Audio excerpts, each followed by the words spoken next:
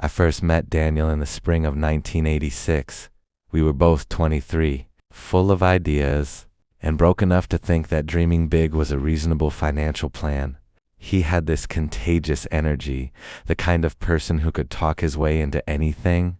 I was quieter, more analytical. Together, we made a good team. We started small, fixing radios in my father's old shed, soldering wires late into the night, building gadgets from scraps we found at yard sales. Those nights felt endless, filled with laughter, burnt coffee, and plans that sounded ridiculous but felt possible. Daniel was like a brother to me. When my parents passed away a few years later, he was the one who showed up at the funeral, holding my shoulder when words failed me. "We'll build something big one day," he said, "something that matters." And somehow I believed him. By the early 90s, we'd scraped together enough to open a tiny electronics repair shop downtown. I handled the technical work while Daniel charmed customers. It wasn't much, but it was honest, and it was ours. But dreams are fragile things. They can break quietly, without warning. The first crack came on an ordinary Tuesday. Daniel burst into the shop late, his face pale and strained. "Mike, I need a favor," he said, breathless. "Just $500. My cousin's small business is in trouble. A short-term loan, that's all. I'll pay you back in a week." 500 wasn't a small amount back then. It was a month's rent, a supplier payment, groceries for weeks. But it was Daniel asking. My friend, my brother, and everything but blood. I didn't hesitate. "Of course," I said, opening the register. "Just make sure you're okay." He smiled, relief washing over him. "You won't regret this, Mike, I promise." For the next few days he seemed distracted, answering calls in hushed tones. "Stepping outside during work hours." I assumed it was stress. I didn't press. Friends don't interrogate, they trust. But as the week stretched into 2, and the 2 became 3, the unease grew louder. Customers began mentioning Daniel's name in connection with a new shop, one that had opened across town. "You two expanding?" someone asked. I laughed nervously. No, must be someone else. But deep down I already knew, because when I drove past that new shop a few nights later, the sign over the door read Harrison & Co. Repairs. And there, behind the glass, was Daniel shaking hands with customers, wearing the same smile he'd worn the day he borrowed my money. I didn't sleep that night. I sat at my kitchen table, staring at my coffee as if it held answers.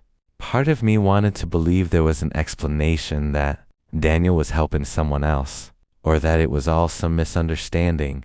But deep down, something cold and heavy had settled in my chest. The next morning, I walked into our shop and waited for him. When he finally arrived, whistling like nothing had changed, I tried to sound calm. "Dan," I began, "I drove past that new place on Oak Street last night. Looked familiar." He froze for a fraction of a second, barely noticeable, but I caught it. Then he smiled, too casually. "Yeah, I've been helping a friend get started. Just giving advice, you know. Nothing serious." "Helping a friend," I repeated slowly. "While using our suppliers? Our customers?" He laughed nervously. "Mike, come on. Don't be paranoid. You know I'd never do that." But the lie hung between us like smoke, thick and undeniable. Over the next few weeks, the tension in the shop grew unbearable. Daniel started coming in late, leaving early, always with excuses, meetings, family issues, errands, customers I'd known for years began disappearing, taking their business elsewhere. When I checked, I found the same names listed in Daniel's new store ledger. I tried confronting him again, more directly this time. "Dan, if you've started your own shop, just say it. Don't make me look like a fool." He sighed, rubbing his forehead. "Mike, it's just business. Don't make it personal. You're good at fixing things, but you're not exactly a people person. I can grow faster on my own." His words hit like a punch. All those years, the late nights, shared meals, the promises, reduced to just business. I didn't yell. I didn't throw anything. I simply nodded. "So, the $500? He smirked slightly. "Consider it an investment. You helped me get started." That was the moment something inside me cracked. Not just because of the money. It was never about that. It was the betrayal. The realization that the person I had trusted most had used my kindness as leverage. Within months, his new store was thriving. Mine wasn't. Without Daniel's charm and contacts, business slowed to a crawl. Suppliers stopped giving me credit. Some even admitted Daniel had told them I was closing soon. And as my shop's lights flickered out one by one, I couldn't help but wonder, had our friendship ever been real? Or was it just a stepping stone for him all along? By the end of that year, I was standing in the middle of my empty store, surrounded by shelves that once held promise. The for lease sign in the window glared at me like an accusation. The hum of the old refrigerator in the corner was the only sound left. Even it seemed to mock me with its persistence. I remember holding the keys, the same ones I'd jingled proudly on the day we opened. My hand shook as I locked the door for the last time. I told myself it was just business, like Daniel said. But business doesn't feel like grief, like losing a part of your own body. For weeks, I couldn't sleep. I avoided everyone, my friends, my parents, even my daughter. I told her Daddy was taking a break, though I saw the confusion in her eyes. I felt like a failure. Bills piled up, and the savings I had vanished faster than I'd ever imagined. I started picking up odd repair jobs, fixing appliances, wiring old houses, anything that paid. Some nights I drove past Daniel's new shop just to see how it was doing. His parking lot was full, his name glowing in bright blue letters above the door, Henderson & Co. It used to be our name. The first time I saw him after everything, it was at the hardware store. He walked in wearing a tailored jacket, talking loudly into his phone.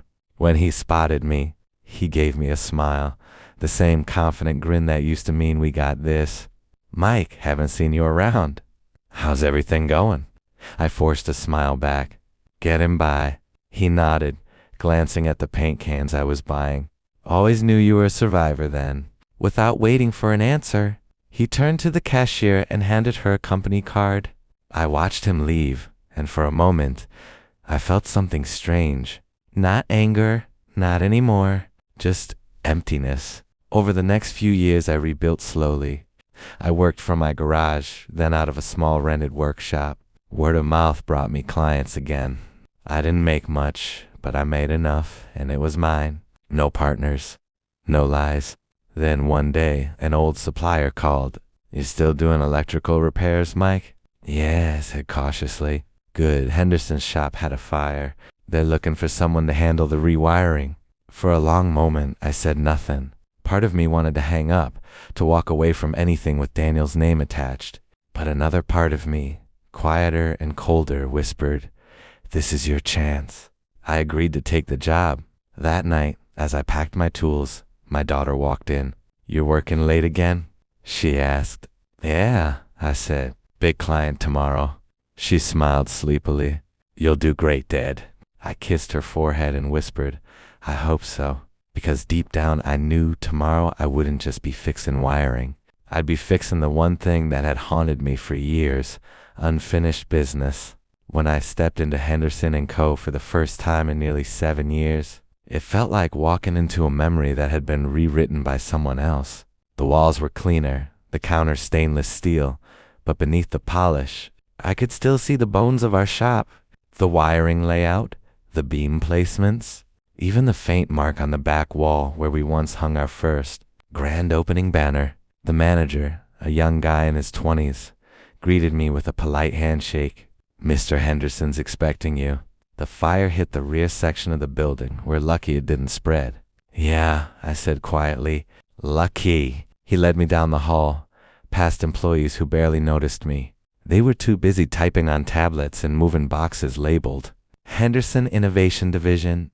I felt a sting of irony. The man who'd once borrowed $500 from me now had a company big enough to need divisions.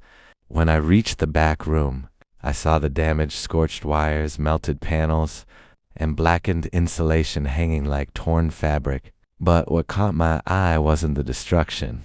It was a small brass plaque still screwed into the corner of the wall.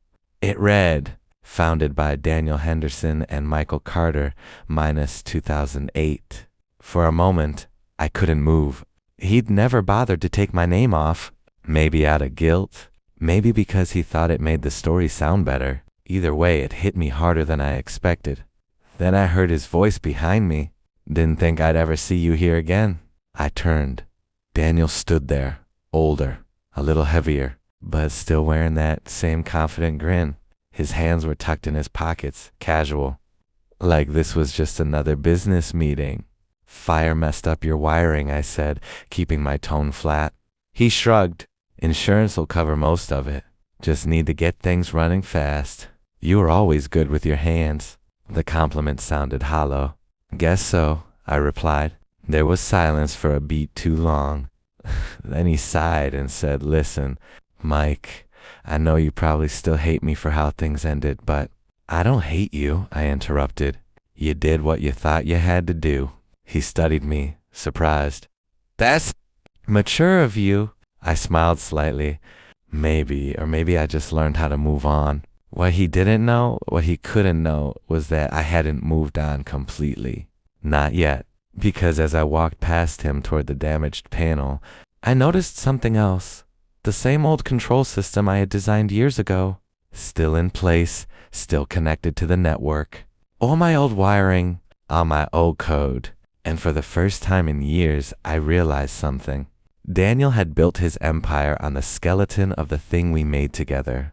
And if I wanted to, I could make it fall apart just as easily as he made me fall.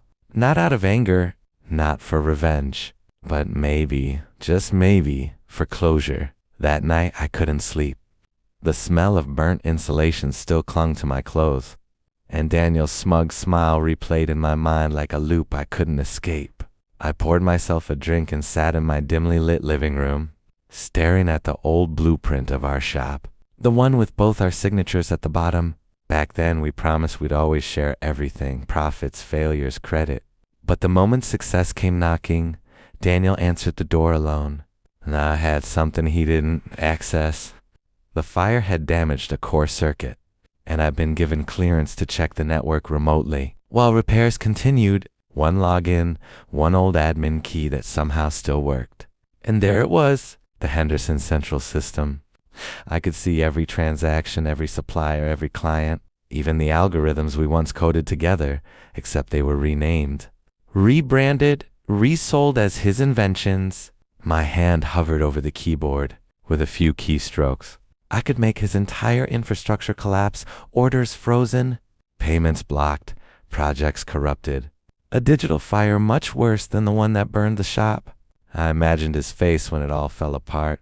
The panic, the humiliation, the phone calls that would never be returned. For a second, it felt right, like justice. But then I saw a folder buried deep in the system, staff payrolls. I opened it, dozens of employees. Some of them with names I recognized. Old workers, new hires, single parents, interns. People who had nothing to do with what Daniel did to me. If I took him down this way, I'd burn them too. That thought hit me harder than any betrayal ever could. I shut the laptop. Revenge, I realized, was just another kind of debt, one that never stopped collecting interest. But closure, that was different. Closure meant facing the past, not destroying it. So, the next morning, I made a different plan. I contacted a friend from a local tech magazine, someone who'd once interviewed us back when we were the next big thing. I told her I had a story, proof of plagiarism, fraud, stolen work, and the original designs to back it up. She was interested. If this checks out, she said, you'll not only clear your name, you'll make his. I almost laughed. That's the point. 2 days later, I stood in the same workshop again, pretending to fix a junction box while Daniel barked orders on his phone. I wasn't there for revenge anymore. I was there to finish the story, the real one. But part of me still wanted to see his face when the truth came out. And that, I told myself, wasn't revenge. It was justice. Or maybe it was still both. My phone buzzed with a message that made the room go quiet. Can we meet? Claire, Tech and Trade Weekly. Claire. I hadn't spoken to her in years. Not since she'd done a small piece on local inventors that mentions Daniel and me as partners to, well, watch. Back then, the article smelled of possibility and coffee. Now it smelled like salvage for reputation, for truth. We met in a cafe that smelled of espresso and new paper. I slid the old blueprints across the table and watched her read, her brow knitting tighter with each page. I told her everything, the $500, the ledger pages, the copy of the purchase contract with its suspicious notarization. I didn't hold back emotion. I let the anger and the hurt paint the story. She listened, taking notes like a surgeon preparing for an operation. "This could blow up," she said finally, voice low. "If these designs are yours and his company is profiting from them under false pretenses, people will care. Not just locals, bigger outlets will pick it up. But we can't run with accusations alone. We need irrefutable proof, timestamps, original files, witnesses who can testify to the early prototypes." I handed her a USB drive. Everything we kept, prototypes, emails, the old code repository, it's all there. My hands trembled when I did it. But my resolve didn't. Claire closed her laptop and smiled with that calm professional intensity of someone who knows how to pull a thread and watch a sweater unravel. Word moved faster than either of us expected. Within days, Claire's editor called to say they were running a deep dive. Someone else at a rival outlet had already picked up the whisper. I began seeing comments on old forum posts, messages from former clients, and an email from a supplier I hadn't heard from in years. "Are you the Michael who used to design the X series?" They were poking the old bones of our work, and the bones creaked under pressure. Meanwhile, Daniel sensed it first as a tension in the air. At the shop, he checked his phone constantly, eyes darting to the door whenever a delivery arrived, his easy charm frayed like old paint. He started asking questions of employees in the back room, who had access to certain files, who had worked nights on prototype builds. He made calls with a voice strained thin, promising investors, promising quick fixes, promising anything that might slow the leak. One evening, he cornered me near the stockroom, voice too loud for the few customers left. "You didn't have to drag Claire into this, Mike. Why would you do that?" Panic bled into arrogance. They were two sides of the same coin for him. I looked at him, really looked. The man who once dreamed with me under fluorescent shed lights was gone, replaced by someone whose every twitch suggested he'd misread how far he could go without consequence. "I didn't do anything more than tell the truth," I said. "You built your business on what we made together. People deserve to know that." By the following Monday, the storm had a name: scandal. The article spread beyond our town, picked up by regional networks and tech blogs. Hungry for stories about betrayal and stolen ideas? My phone didn't stop buzzing. Some messages were kind. "Good for you, Mike." But others dripped with gossip and pity. People love a downfall, even when it's wrapped in justice. Henderson and Co. started to crumble faster than anyone predicted. Investors froze accounts. Clients backed out of deals. Suppliers demanded answers. And through it all, Daniel tried to hold the facade together with charm that no longer worked. His confident grin was gone, replaced by exhaustion and fear. I watched from a distance, feeling everything at once: satisfaction, regret, relief, and something darker. I hadn't touched a single line of his code, hadn't sabotaged a system, but I'd still destroyed him. Not by hacking, by telling the truth. That should have made it easier. It didn't. 2 days later, Daniel showed up at my workshop, the one I'd rebuilt quietly after everything collapsed years ago. He looked smaller somehow, wearing a wrinkled shirt and a desperate kind of calm. "You win," he said simply, stepping inside. "You got what you wanted. They're pulling contracts, investors are gone. The board's voting to remove me. Congratulations."